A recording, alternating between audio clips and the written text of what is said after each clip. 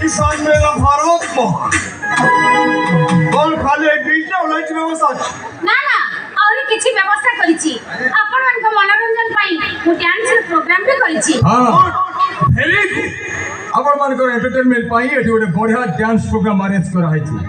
अब आज रो डांस प्रोग्राम रो मुख्य डांसर होचंती मिस लहरी चौके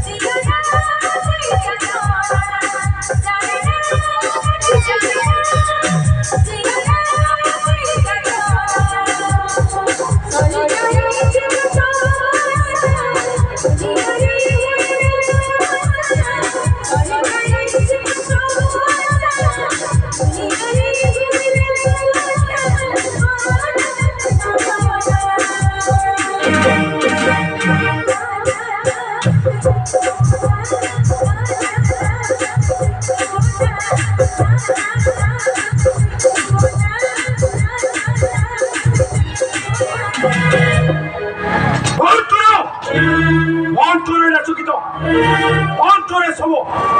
एटा घर रंग की बाहर नुह आपण